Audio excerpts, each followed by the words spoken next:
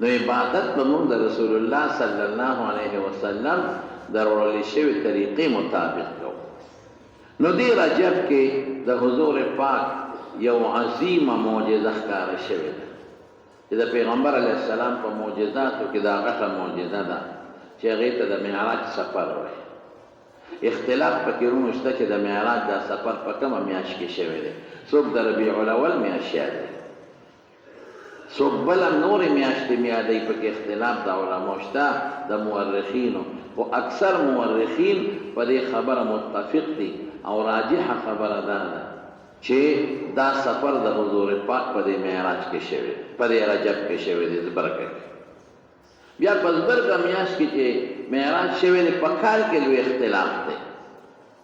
چې دا په کم کال کې دی. څوک وایي د حضور پاک د پیغمبرۍ 5م کال، څوک وایي د حضور پاک د پیغمبرۍ 12م کال، څوک وایي د حضور پاک د پیغمبرۍ 11م کال، څوک وایي د حضور پاک د پیغمبرۍ د نبوت 10م کال. او دا 10م کال چې څوک یادوي نو اکثر علما دې له ترجیح ورکوي چې د هجرت نه 3 کاله مخکې دا معراج شوی. نو د هجرت د مدینې منورې نه 3 کاله مخکې هم دا 10م راځي د نبوت د پیغمبرۍ. او دې کې 15 منځونه غره فرض شوي دي، د به درته بیان وکړم. نو دا 15 منځونه هم بعضې علما وایي هله فرض شوي چې ابوطالب وفات شوی او ابوطالب د دې نه مخکې وفات شوی. نو ګورې ټینګېږی به پې نه، اختلاف د علماو پکې دی، خو صرف دومره ده چې کوم راجح قول دا دی هغه د پیغمبر علیه السلام د هجرت نه مخکې 3 کاله 10م د پیغمبر علیه السلام د پیغمبرۍ 10م کال. او راجح دا دی چې دا د رزبرګې میاشت وه. او بیا په تاریخ کې م اختلاف شته، خو راجح قول دا چې دا 28مه شپه وه د دې میاشتې چې دا لوی سفر د رسول الله صلی الله علیه وسلم پېښ شوی دی. او قرآن شریف کې الله پاک په 15مه سپاره کې ذکر کوي، په نورو سپارو کې م اشارې شوي دي، خو په 15مه سپاره کې الله ذکر کوي سبحان الذي اسرى بعبده لیلا. هغه الله د هر عیب نه پاک دی. دا سبحان په بعضې موقعو کې د تعجب په مقام کې ذکر کېږي چې کوم ځای کې یو داسې کار پېښ شي چې د انسان د عقل نه اوچتي او انسان د هغې نه تعجب وکړي، انسان ته عجیبه ښکاره شي چې هو دا.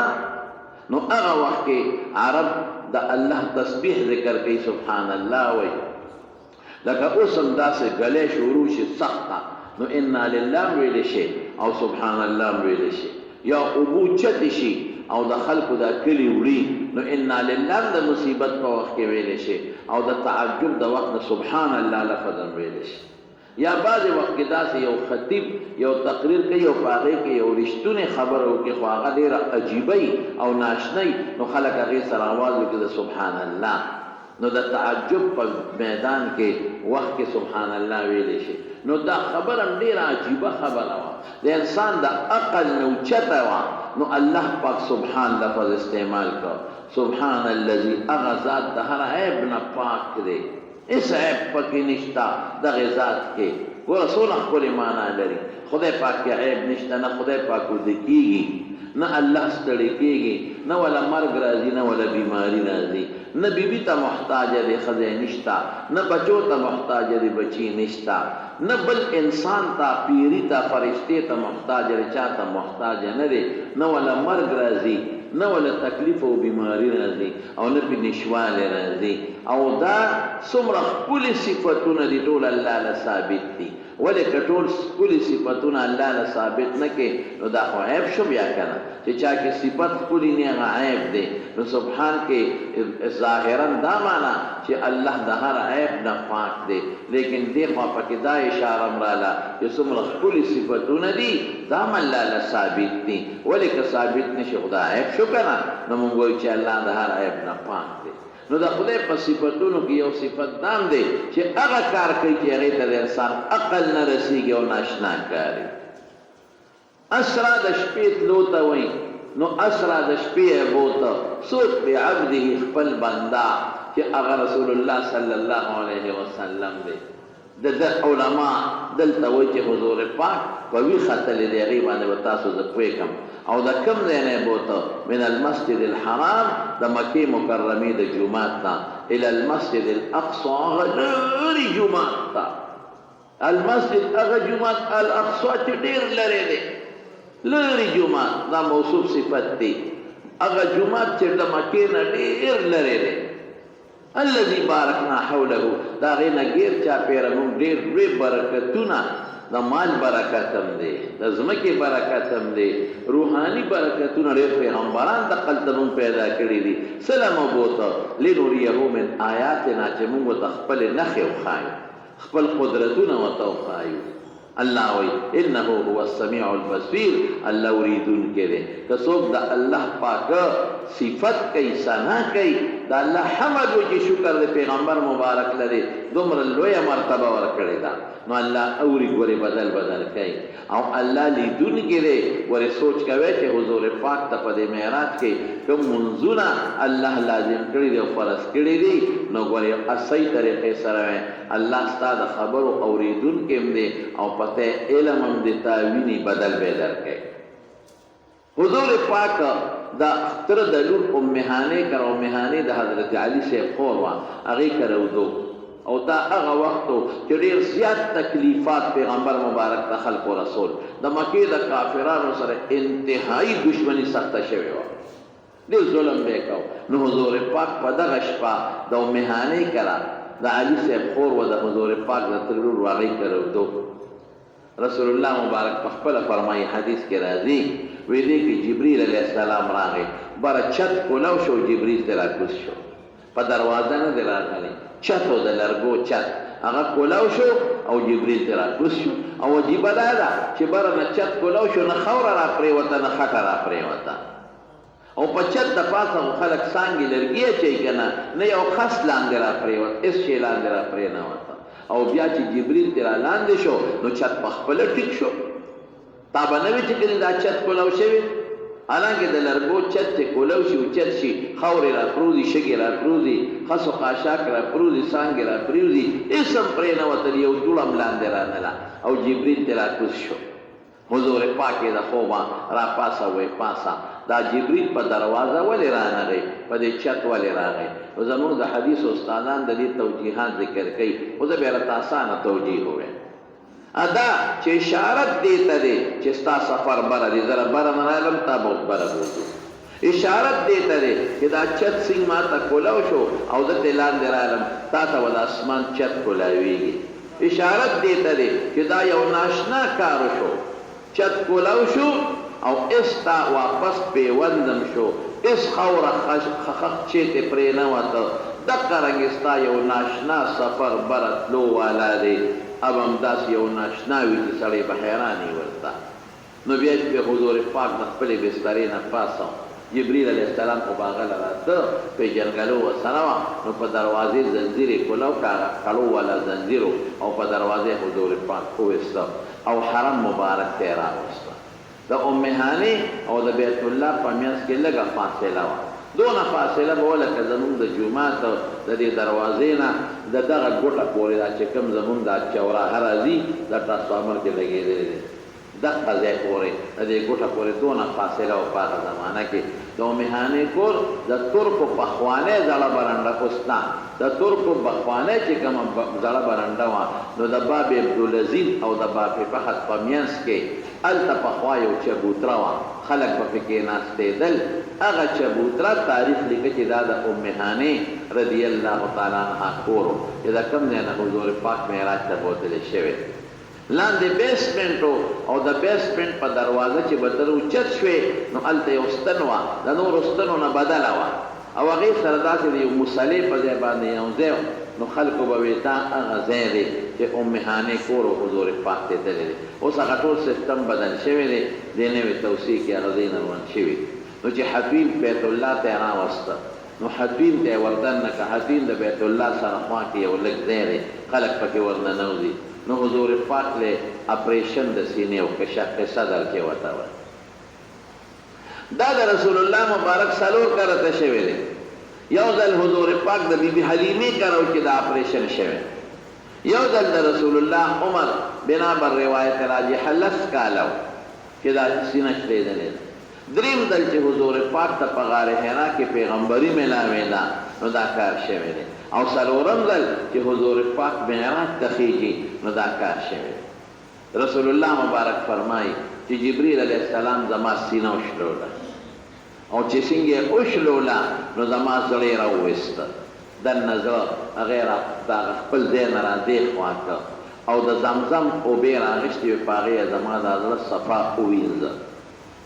سامان یې ټول ځان سره د جنت نه راوستی و چې په اپریشن کې کوم سامان استعمالیږي هغه د جنت نه راغلی او اوبه د زمزم استعمال شوي دي نو علما د دې نه معلوموي چې د زمزم د اوبو نه قیمتي او بهترې اوبه نورې نشته دي د جنت د حوض کوثر اوبه خو یې هغې یې راونړې او د زمزم اوبه یې راوړلې معلومیږي دا چې د زمزم د اوبو نه قیمتي اوبه بلې نشته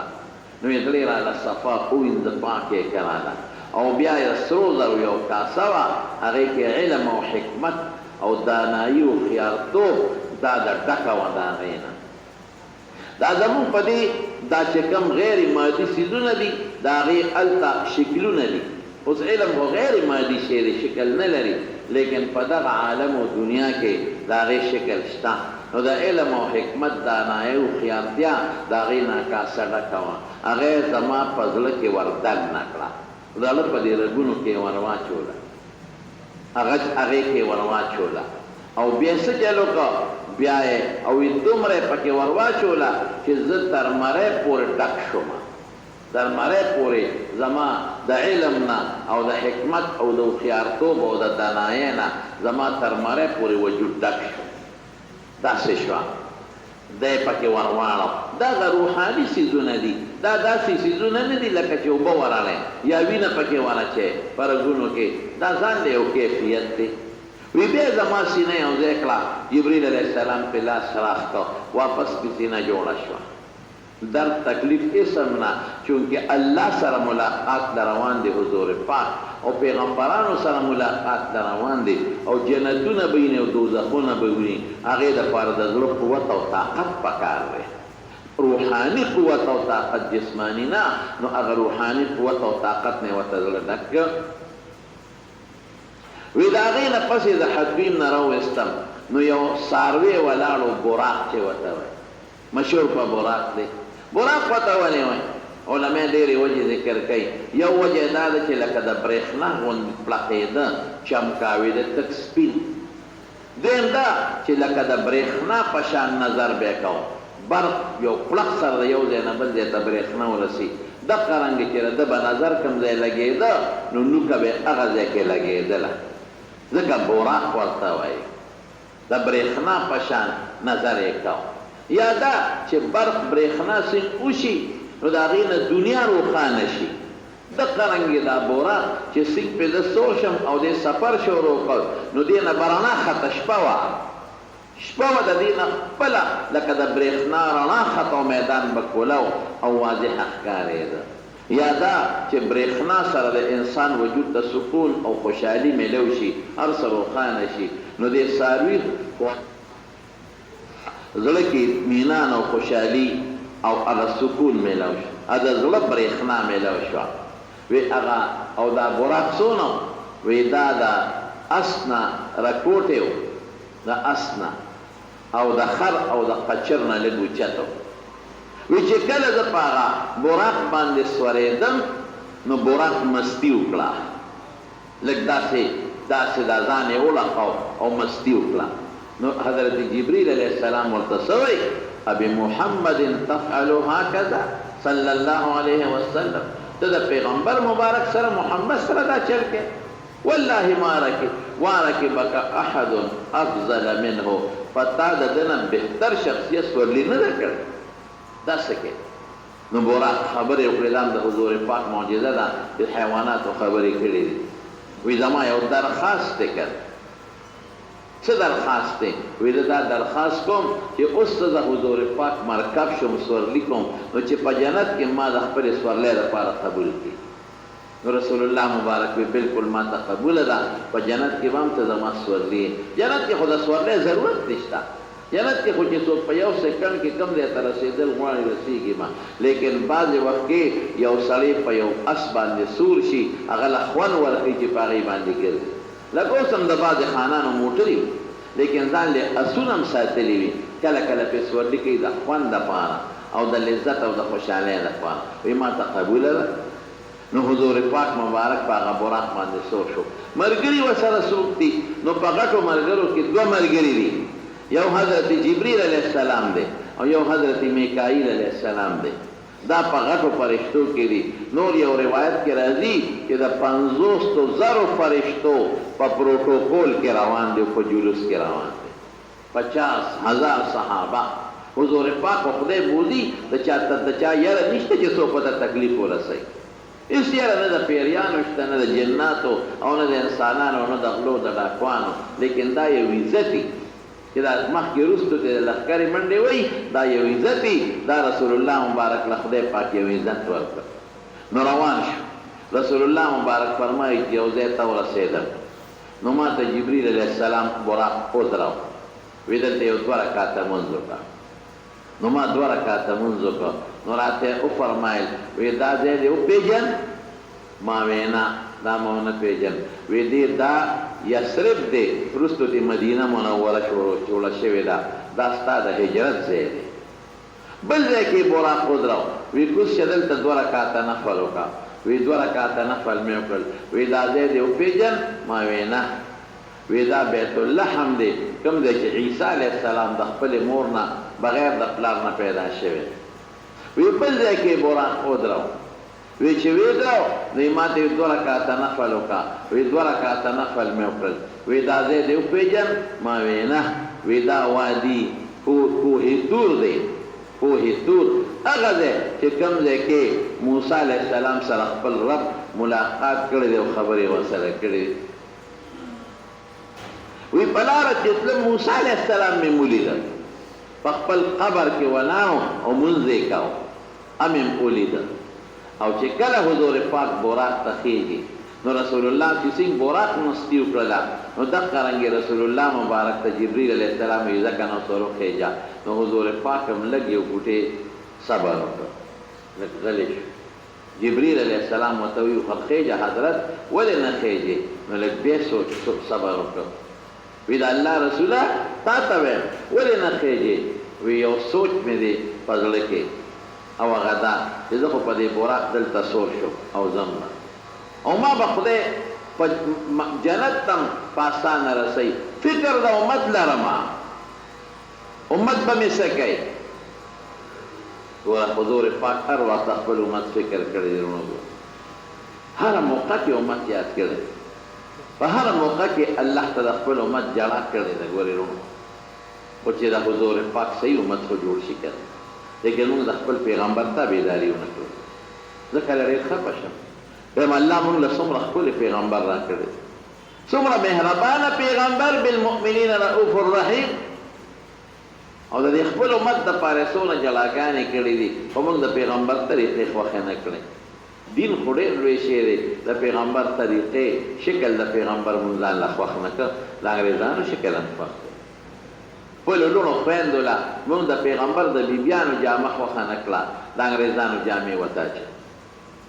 د دمو جامې موږ خپلو لوڼو خویندو ته اچوو،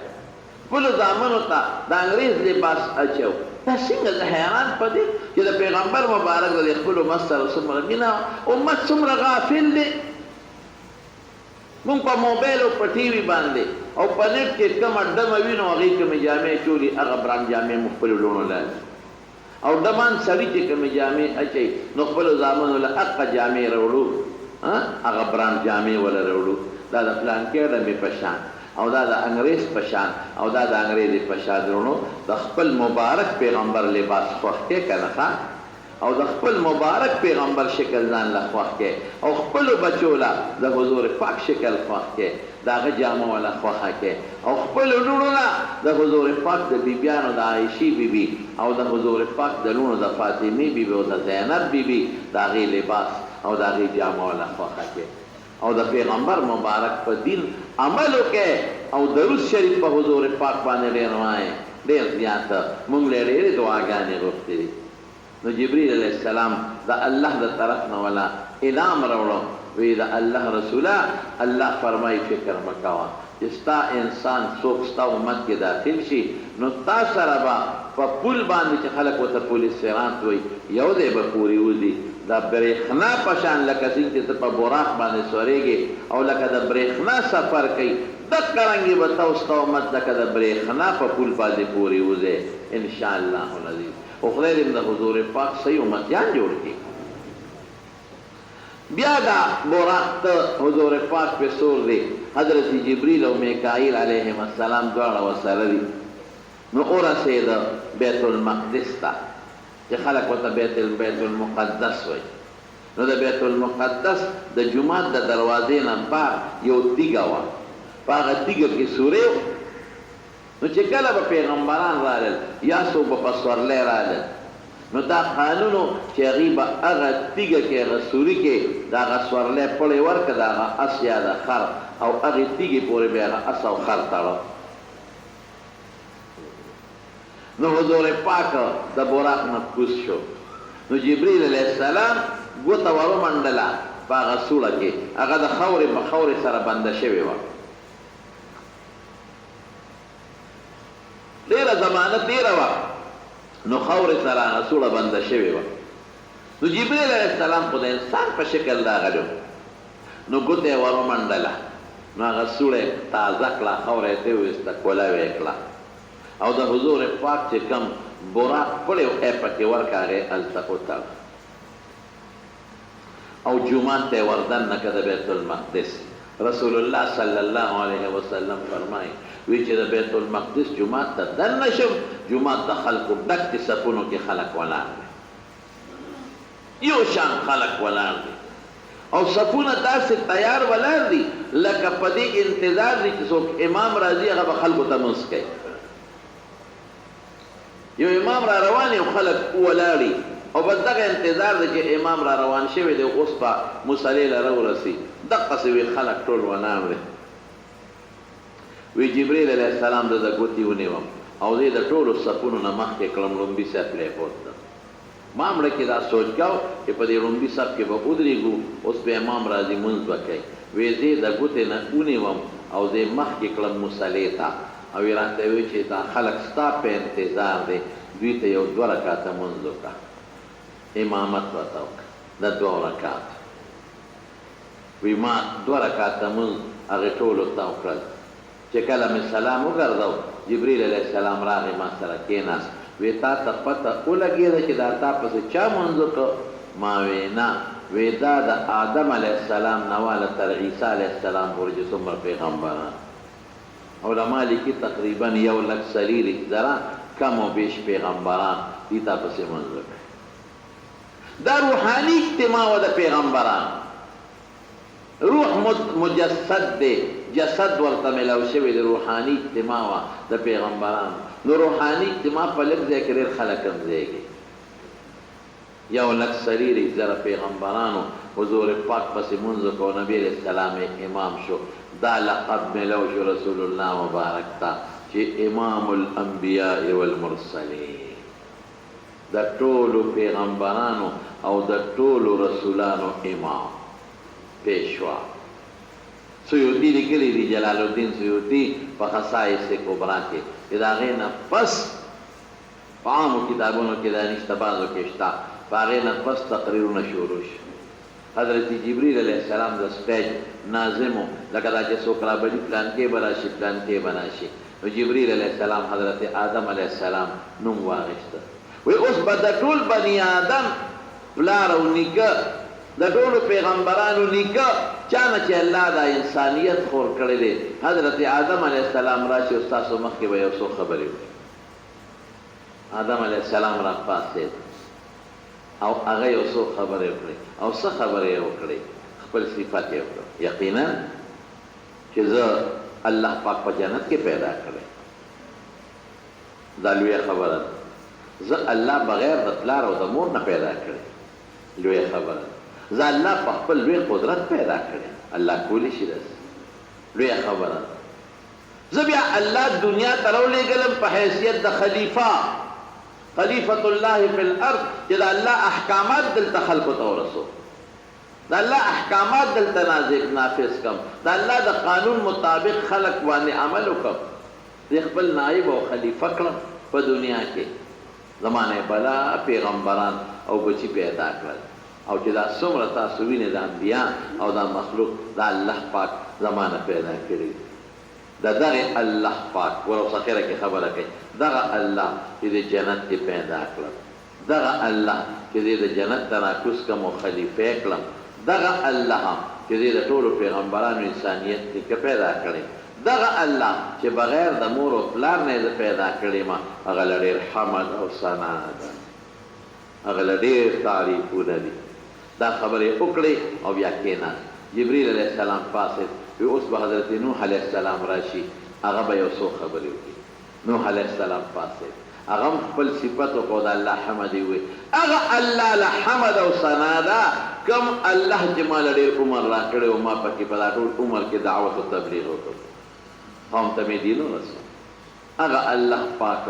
چې کله قوم زما نافرماني وکړه نو ما له الله پاک نجات راکړه د کشتۍ په ذریعه، او مسلمانانو له نجات ورکړه، او زما هغه ظالمان او کافران قوم خدای تباه کړل. هغه الله پاک چې زمانه د آدم علیه السلام نه پس دویم نسل خور کو، هغه الله له حمد دی، ثنا ده او شکر دی. بیا جبریل علیہ السلام پاسېده، وی اوس په ابراهیم علیہ السلام یو څو خبرې وکړي. د مشهور بعضې غټ پیغمبران به راغوښتل. ابراهیم علیہ السلام پاسېده، وی هغه الله پاکه چې د توحید او د الله د وحدانیت داعي جوړ کړم، او زه د اور نه سالم راوویستم، زما په لاس یې بیت الله او بیت المقدس جوړ کړی دی، او نور یې صفتونه وکړل. زه مختصر کوم درته، هغې الله له حمد او صفت دی. بیا حضرت موسی علیه السلام هغه هم د ووی چې زما په وجه خدای پاک بني اسرائیل غرق کړل، فرعون خدای غرق کړ، ما له خدای نجات راکړه، ما له خدای تورات راکړه، ما سره په تور کې خبرې وکړلې. الله پاک هغه الله له حمدونه او ثناګانې دي. حضرت عیسی علیه السلام پاسېده، هغه الله چې دی بغیر د پلار نه د مور نه پیدا کړی، دې جمدې جاړ اسمان ته اوچت کړی، ما له ډېر لوی قوم را کړی دی، زما په لاس به برګي جوړول او ړانده به یې جوړول او مړي به جمدي کول. الله پاک هغه الله له ډېر لویه ثنا ده او ډېر لوی صفتونه دي. دا یو څو پیغمبرانو تقریرونه وکړل. اخره کې جبریل علیه السلام نبی کریم صلی الله علیه وسلم راغی. اوس به د ټولو پیغمبرانو اخیری پیغمبر خاتم النبیین والمرسلین چې د ټولو پیغمبرانو د رسولانو اخیری دی، د هغه نه پس بل پیغمبر نه راغلی دی او نه به راشي. اوس به هغه یو څو خبرې کوي. نو حضور پاک پاسې نو د الله حمدونه یې شروع کړل. داسې حمدونه چې ناشنا الله له ډېره ثنا ده، څومره ښکلي صفتونه دي، دا ټول الله له ثابت دي. هغه صفات چې د الله د شان سره مناسب دي هغه الله له ثابت دي. الله ډېر لوی علیم دی، الله بصیر دی، الله پاک علیم دی، خبیر دی. الله صفتونه وکړل. بیا څه وایي؟ الله په ما ډېر لوی فضل کړی. ګوره د الله فضل وایي چې دې د ټولو پیغمبرانو اخیری پیغمبر پیدا کړی ما، خو د ټولو نه مخکې به زه او زما امت جنت ته داخلېږي. الله زه اخیری پیغمبر دنیا ته راولېږلم، خو د ټولو نه مخکې به زما امت سره حساب کتاب د قیامت په ورځ کېږي. د هغې الله ډېره ثنا او صفت کومه چې د ټولو امتونو نه په زیات تعداد کې به زما امت جنت ته داخلېږي. څونه ښکلې خبره شي، د امت خبره ده که او زه الله هغه الله له ثنا وایم چې د قیامت پر ورځ به د ټول مخلوق سفارش زه کوم. دا خبرې ښکلې ښکلې بیانونه تقریرونه پکې وشي. دا خو دا بیت المقدس پورې سفر دی چې کوم کې قرآن شریف کې الله اعلان کړی دی، دا خلاص شو. دې ځای کې یو خبره درته کوم، هغه دا مفتي شفیع صاحب رحمت الله علیه په معرف القرآن کې غالبا د دې آیت لاندې لیکلي چې کله د هرقل شام ته تللی و او بیا هرقل په شام کې ابو سفیان تللی و خیر هغه خو ډېرې اوږدې خبرې دي اوږد حدیث دی حدیث د هرقل په بخاري کې هم تېر شوی دی او معرف القرآن کې مفتی شفیع صاحب دا لیکلي دي هرقل بیا ابو سفیان راوښتی و د هغه نه یې تپوس کړی و معلومات یې د حضور پاک ته کړي نو د ابو سفیان یو خبره وکړه د هرقل ته وی صاحب دا پیغمبر دروغجن پیغمبر دی هرقل د روم بادشاه وی ولې دروغجن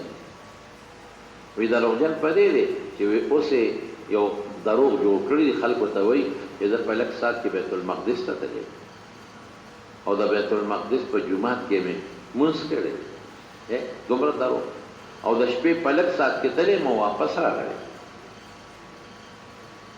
چې دا خبره یې کوله نو د دې هرقل بادشاه شاته یو بوډا سپین ږیرې سړی ولاړ هغه وایي بادشاه سلامت ته د دې ابو سفیان نه تپوس وکړه هغه وخت ابو سفیان له کافر چې دا دې کله کم تاریخ یادوي چې دا پیغمبر بیت المقدس ته راغلی هغه وایي دا پلانکې شپه او پلانکې تاریخ یادوي هغه بوډا هرقل ته وایي وی صاحب دا ټیک وایي دا راغلی دا پیغمبر راغلی بیت المقدس کې په دغه شپه لمونځ کړی دی نو هرقل هغه بوډا ته وایي تا څه پته وی صاحب په دغې ورځو کې زه د بیت المقدس خادم وم ما به د جومات دروازې ماسخوتن بندولې او سر به مې کولولې چابیانې ما سره وی دا دې چې کومه شپه یادوي چې حضور پاک راغلی دی او د جومات کې لمونځ کړی دی او دوی وی دا دروغ دی نه دی راغلی په دغه شپه باندې ما چې د ماسخوتن د جومات دروازې بندولې نو یو دروازه نه بندېده نو ما زور لګاو خو دروازه نه بندېده نو ما ترکان راوړم چې ته راشه وګوره دروازه نه بندېږي اوس جومات کې سامان پروت دی څوک غلی غلا نه کړي نو چې ترکان راغی نو هغه وایي چې دا بره پله راښکته شوې ده په دروازه تمبه باندې بره درشل چې وي که نه پخوا به دا پلې اوس هغه نشته پخوا به یو بره پله وه یو به لاندې پله وه نو په دې دروازه کې به یو دوه دغه و په هغه پله کې به سوري و او په دې تمبه کې به په دې بازو کې داسې میخ غوندې و چوړ به و چوړ به یې ورته وي نو چوړ به په یو سوکه سوره کې ورکوله او لاندې هغه بل چوړ به په هغه لاندې سوره کې منډلې چوړونه به زموږ د یادو نو هغه چوړ به په هغه پله کې تاوېده د قبضه به نه وه په دروازو کې دا قبضې مبضې سیسټم په هغه زمانو کې نه و دا لاته پله دا داسې نو هغه بره پله راښکته شوې ده دا دروازه یې نیولې ده د دروازې څوکه نه بندېږي او د شپې کار نه سبا به یې کړو ما یې ښه په دروازه مې کوله او پرېښاده سهار چې رالم چې دروازې له مې ګوتې یوړې دروازه په خپله بنده شوه چې لکه داسې چل دی په دې باندې پله راښکته اوس خو پله اوچته وي شک مې پیدا شو وی چې رالم هغه تیږې له چې کومې تیږې پورې به پیغمبرانو خپل څاروي تړل وی هغه تیږې هغه سورې د زمانو نه بندو کولو شوې چا په ګوته کولو کړی او چې مې وکتل نو هغې سوري پورې څاروي تړلې شوي د هغه تیږې د پاسه د څاروي د پړي هغه داغ پروت و او د هغه تیږې سره خوا کې د څاروي د قدم د سومانو نښې پرتې وې وی ما لکه سوچ وکړو چې دا د خدای څوک نیک بنده بیګا راته و دلته کې عبادت کوو نو دا دروازه ورته کولاو پاتې شو وګوره هغه سوړ هم کولاو شوې ده د خدای نیک بندار څوک چې دی راغلی دی او هغه سوړ هم کولاو شوې د هغې پورې څاروي هم تړلی دی او د څاروي د خپو د سومانو هغه دغه هم پراته دي نښې هم پرتې دي وی چې دی وایي چې حضور پاک راغلی دی په دغه شپه او دلته یې لمونځ کړی دی صاحب دی نښه ده دا ټیک وایي دی نښه ده بهر کې په دغه ځای پورې په براق رسول الله مبارک تللی دی او د دې ذکر الله پاک په قرآن شریف کې ذکر کړی بعضې حضرات وایي ښه دا خو شو اوس د دغه ځای نه پس بیا دویم سفر شروع شوی دی زمونږ په کتابونو کې دې ته اسرا وایي د شپې سفر دویم سفر بیا د بیت المقدس نه شروع شوی دی اسمانونو ته جنتونو ته او دوزخونو ته شوی دی هغه بیا په پوړی شوی دی ګورئ په براق نه دی شوی، په پوړی شوی. یوه خبره زه ستاسو مخکې رونه کوم، ډېرو خلکو په خپلو کورونو کې یو پوسټر لګولی دی، یو تصویر، او په هغې د براق یو تصویر لګولی دی، ډېرو کورونو کې شته. او د اس یو خشته اس یې جوړ کړی دی، وزر یې وله جوړې کړي، او د خشته جینۍ مخ یې وله جوړ کړی دی. دا ډېر لوی ظلم دی. دا تصویر که چا کړی مې ویشلوی ویسوځوی. براق چا لیدلی؟ چا ورته په کیمره تصویر ایستلی؟ براق چا لیدلی؟ چا شکل ذکر کړی دی؟ وزر یې کوم ځای وي چې وزر یې ورته تا جوړې کړي دي؟ او د براق شکل د جینۍ، عیاذا بالله، توبه توبه توبه، خدای به داسې جینۍ مخ ته کتل، داسې ښکلې جینۍ هغې مخ ته به یې کتل، او په جینۍ شکل د جینۍ دی، خپې د براق دي. دا براق دی. خو حدیثو کې راځي چې بدابتن یو دابه او یو حیوان، د قچر نه او دغه نه اوچت او د خر نه او د اس نه راکوټ، دغه نه اوچت او د خر نه او د قچر نه راکوټ دی، او سپین څاروی او حیوان و. نو شکل یې د جینۍ جوړ کړي. دا خو د پیغمبر مبارکه ته بېادبي ده. دا غټ ظلم دی د حضور پاک، بېادبي ده. په داسې ساري به هغه سوځېده چې د هغې شکل د خشته جینۍ، مخ یې د خشته جینۍ، حضور پاک به هغې ته کتل. ستا په پیغمبر مبارک دا ګمان دی ظالمه؟ دا پام کوئ، ګورې په کورونو کې ونه ساتئ دا تصویر، دا مکمل وشلوئ، ویې غورځوئ. بعضې خلکو پردي قبر په تصویر کې جوړ کړی دی، غټ قبر یې جوړ کړی د خښتو، غټ د خښتو قبر، او غلاف یې پیچولی دی، او په هغې یې لیکلي چې دا د حضور پاک قبر دی. خدای ته وګورئ د پیغمبر قبر پوخ نه دی. دا دروغ دی. هر چا چې جوړ کړی دی دا د خپلو اشتهارونو د خرڅولو دپاره ظلم کوي ظالمان. چېرته د پردي قبر تصویر یې اخیستی دی، پردي قبر، او هغې ته د پیغمبر قبر وایي، نو چې د عام انسان د قبر تصویر وباسي او د پیغمبر قبر ورته وایي، څونه لوی جرم. د حضور پاک د قبر تصویر کم دی، هغې کې خو یو ګوته ځای نشته چې څوک ورته وګوري. د رسول الله مبارک د قبر نه ګیر چاپېره غټ دیوال تاو دی، او بره پیشین ګمبد دی، پکې سوړه نشته، سوړه د قچۍ ګوتې برابر سوړه پکې نشته. دا بادشاهان چې ورځي نو دا دوه دیواله دي، یو د حضور پاک، ابوبکر صدیق، حضرت عمر رضی الله عنهما، د قبرونو نه ګیر چاپېره دیوال دی، په هغې غلاف پروت دی، او یو د هغې نه لږ دې خوا بل دیوال دی. نو دا د هغه دواړو دیوالونو میانځ کې ور حضور پاک قبر مبارک نه چا لیدلی دی. هغه لومبو زمانو کې خلکو لیدلی دی، اوس نه چا لیدلی دی. او پوخ هم نه دی، د پخو قبرونو خو حضور پاک منع کړی دی. نو دا بعضې خلکو فرضي څیزونه جوړ کړي دي او پیغمبر مبارک ته نسبت کوي، دا ظلم کوي، دا زیاتې کوي. نو دغه دی پورې سفر د براق. د هغه دی نه پس په پوړی حضور پاک ختېدلی. پوړی څنګه وه؟ په پوړی داسې و رسول الله مبارک فرمایي، هغه ځای به مې لاس ته رسېده چې کوم ځای د ما نظر لګېده. جبریل لا سره دی، وختم به لا چې وختم د اسمان دروازې ته ورسېده. حضرت جبریل علیه السلام اسمان کې دروازې دي، دروازه وټکوله.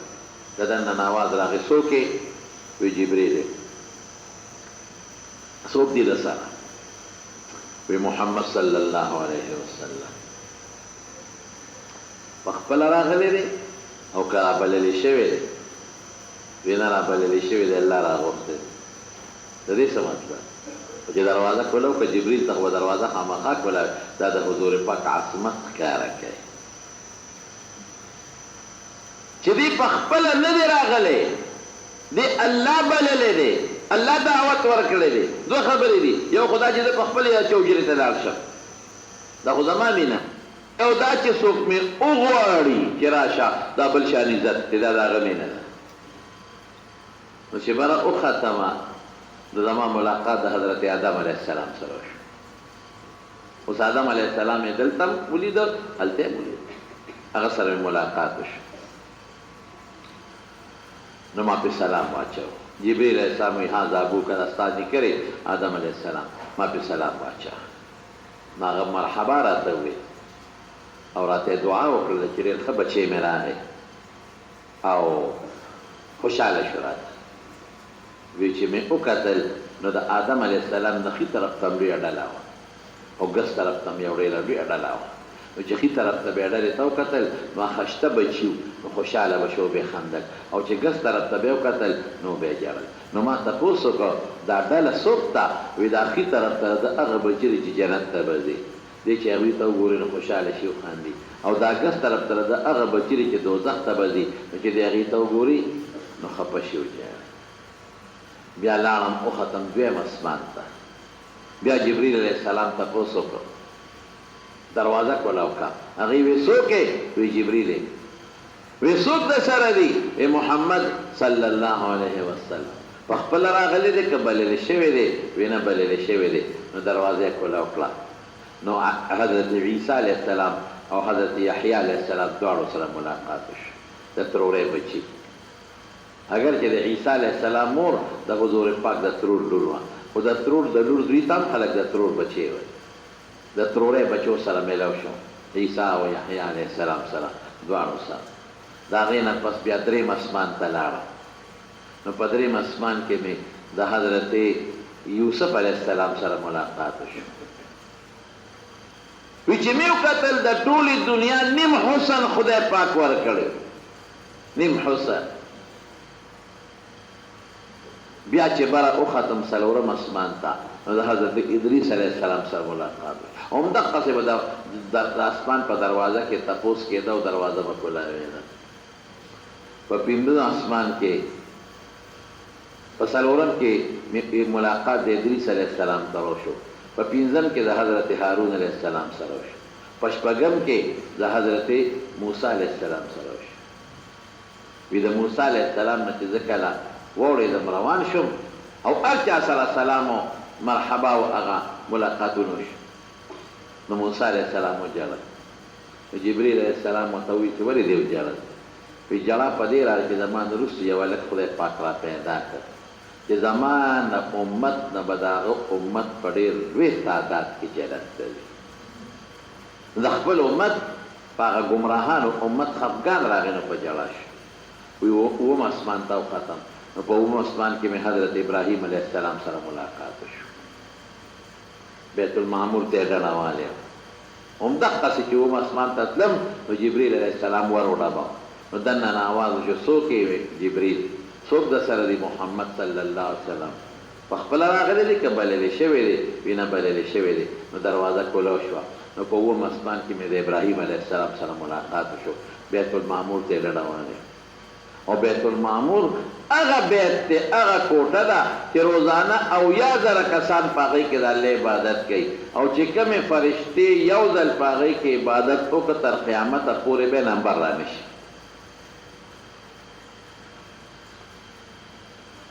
یو بیره مې ولیدله سدرة المنتهی چې د دغې اسمان کې تنه وه او د اووم اسمان نه پورته څانګې خورې شوې وې او ډېرې ښایسته وې د سرو زرو د سپینو زرو پتنګان پکې ګرځېدل او پړقار یې کوه او د هغې میوه چې وه د هغه بیرې د منګو عمره د چاټو عمره میوه وه او د هغې پاڼې د اتي د غوږونو په شانتې وې ډېره ښایسته او ډېره ښکلې وه د هغې نه پس حضرت جبریل علیه السلام ما ته وویل چې اوس به زما دلته انتها راله زه نور بره نشم تللی بس اوس به بره د بره نور عالم دی هغې به ستا استقبال کوي نه هغې به دې بوځي عالم امر دا ټول عالم خلق دی هغه عالم امر دی هغه جدا دی دې ته ځان له عالم وایي هغې ته ځان له عالم وایي زموږ دا صوفیه ورته عالم لاهوتي وایي هلته به اوس دی بس زما ډیوټي دلته ختمه شوه ما ته د دې ځای نه د بره د تلو هېڅ اجازت نشته انا زه بره تلم هلته د الله نورې فرشتې دي اوس به هغه فرشتې تا بره بوځي نو د رب العالمین سره ملاقات وکړې نو دا باقي واقعه به درته انشاءالله آینده جمعه ویم انشاءالله خو صرف دومره ده چې د رسول الله مبارک دا ډېر قیمتي سفر ډېره غټه معجزه وه لکه قرآن چې څنګه غټه معجزه وه دا هم غټه معجزه او په دې معجزو کې ډېرې معجزې دي انشاءالله که عمر خدای راکړه نو آینده جمعه به یې راته بیان کړم